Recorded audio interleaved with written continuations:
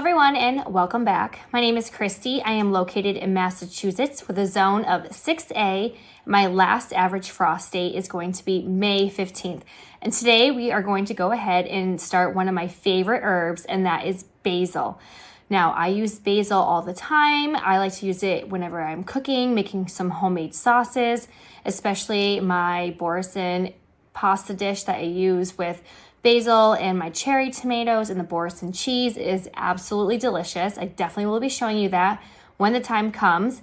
And I also would like to give little what I call basil bouquets to some colleagues so they could go ahead and use it as well. So we are starting a lot of basil today. I'm actually going to go ahead and start a whole 40 cell tray right here. I have 4 different types. Some of them are the same, they're just coming from different places. So I am using some basil seeds from M.I. Gardener, as well as ones that I got from the free heirloom seeds. So we're gonna go ahead and start a bunch. Now, what is great with basil is you can also propagate basil. I actually did this last year because I didn't start any basil inside. I did go to a local nursery down the street and buy a few plants. And then at my farm share, I would go with a vase, fill it with water. I would cut just above 2 leaf nodes, and then I would go ahead, put it in water, and then I would root it. And then I would just go ahead a week or 2 later, once they had some roots developed, and go ahead and plant that in my garden. So I probably started off with about 5 or 6 basil plants, and then I ended up probably with over 20 of them through propagation. So it's also a good thing to do. Plant a bunch of them, and then you can go ahead and propagate them and then just have continuous growth throughout the year. So I'm gonna go ahead and be starting 4 basils today. So I have M.I. Gardener, I have the Genovese basil, and then I also have the Italian large leaf basil. And then from free heirloom seeds, I have sweet basil. This is what I actually grew last year. And then I have also, again, the large leaf Italian basil as well.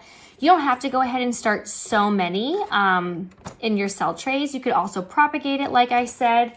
And they do have a good shelf life on your kitchen table. Just as long as you go ahead and change out the water, it will just stay nice and fresh. And again, if you do leave it in, I would leave it in for 2 weeks and it would grow a nice root system. So then I could just go ahead and plant it out into the garden. So I already have my seed starting mix pre-moistened. Again, you're just gonna wanna go ahead and you're gonna squish it as long as there is no water coming out and it holds its form when you let go. It's going to be the perfect consistency. I'm gonna go ahead and fill all 40 of these. And now when I do my basil, I am not going to just put 1 seed in. I'm probably gonna sprinkle like a little pinch in each one. And I'm totally fine with it just having multiple in there, and then I'll pot them up. I kind of would like a little, like a basil bush almost. And then I'll plant those out. And then I'll also, if I have too many extra, which I don't know if you can have too much basil, I will go ahead and give them to some colleagues at work. So you're gonna go ahead, you're gonna fill your tray, and then I just go through and I squish in all of the cells because they will collapse. You want to make sure there are no air pockets because if you do so, what's going to happen is when you start to bottom water, once everything goes ahead and germinates, they are going to either get lost, some of those extra ones, or what's going to happen is your seed starting mix is going to go ahead and cave in. So I like to go ahead and go around probably like 2 or 3 times and just make sure that you get all those air pockets out. And you don't want it to be so firm in the when you push it down that the roots aren't going to be able to develop and they're going to have some kind of tension there. But just enough so then that way you just get the air pockets out. And then I kind of just like to go ahead and scrape off any extra, and then I'll just do a nice little light layer on top just to go ahead and smooth everything out. Now I will be potting these up, like I said, at some point. I want to make sure that they get the nutrients that they need. So just to let you know, seed starting mix again doesn't have any nutrients in it. So when you go ahead and pot them up to a good potting soil, that will definitely help them out so you don't have to feel like you have to like fertilize or anything. Now, when we are planting these, I am going to surface sow them and then cover them with some vermiculite. It also says on the back of the seed packet that you can go ahead and just press them in about 1/4 of an inch deep. So I'll probably do that. I'll just surface sow, lightly press them in, and then just kind of cover them and then put some vermiculite on it. You're gonna wanna go ahead and set your heat mat to 70 degrees for a nice germination temperature. It does say on the back of the seed packet, it does take about 7 to 14 days to germinate. So I'm gonna go ahead and start with the MI Gardener. So this is going to be the Italian large leaf. And the way this works out, I'm going to go ahead and do 10 cells of each one. So again, I'm going to go ahead and do a pinch per cell. You get a lot of seeds. So there's no need to just like, look at this. So you do get a ton, and there are still so many in here. So I am, again, going to just do a pinch per cell, and then I will pot these up. These are also good to go ahead and put in containers. So you can do container gardening. I love herbs. I actually have one of those like 5-tier containers that I'm gonna go ahead and probably do an herb one.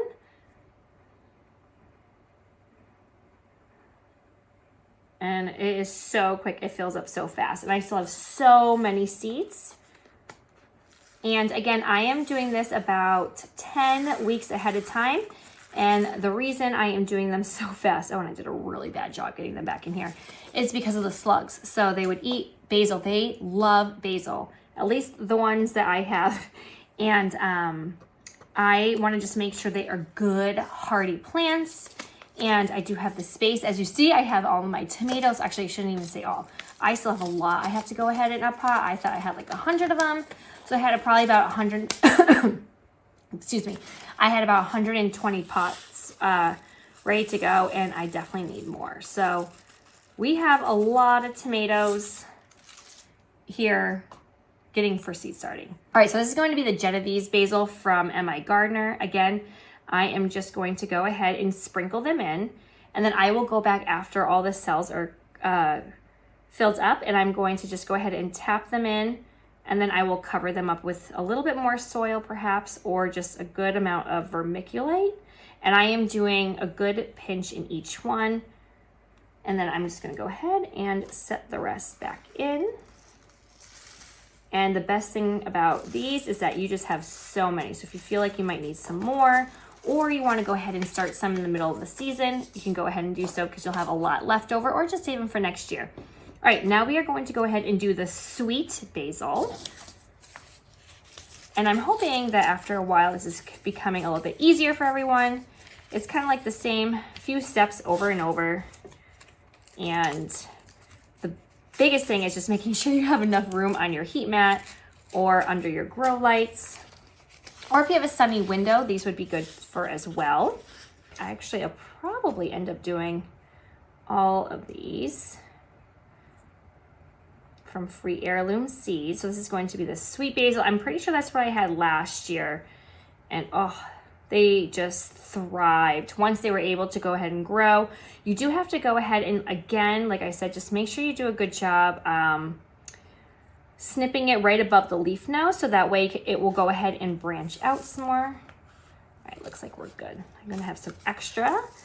And then last but not least is the large leaf basil from my Free Heirloom Seeds. And today's March 2nd. So it does say on here to go ahead and do it 3 weeks before your last frost date, or it says to sow outside. Like I said, I am doing this about 9 to 10 weeks or so. But I do have the space, and I do plan on pinching them back too, so they can go ahead and branch out some more before I go ahead and put them outside. And then I also will move them into the greenhouse once we have that set up too. So I will have some space for them. All right, I'm probably gonna just sprinkle some extra. All right. Perfect. So we have everything there. I'm gonna go ahead and just lightly press these now. All right, so now I'm just gonna go ahead and put a nice light layer of vermiculite. Then I'm just gonna go ahead and get them on the heat mat at 70 degrees, it says. Mine is around like 73. I do have one, I think that's not being used, a smaller one. So if I can make some space for that, I'm gonna go ahead and do so. And then we will check back in about 1 to 2 weeks and see how they're doing. And I just love basil. I will be happy with this room smelling of basil. I was just doing the tomatoes and I just forgot how good tomato plants smell. So when I was potting them up, oh, they just smelled so good, just like summertime, and I cannot wait. All right, so this looks good. And then what I'm gonna go ahead and do is get my mister, and then I'm just gonna spray them in so that way they settle, they have good contact with the soil, and then that way the vermiculite will stay on top, and then we'll get the humidity dome on. All right. And then once these go ahead and start to sprout, once I see about 50 to 75% germination, I just go ahead and pop them off the heat mat and take the humidity dome off. And then I like to go ahead and start bottom watering, especially for seeds this little. You don't want to go ahead and splash them, especially ones that are still hopefully going to go ahead and pop through.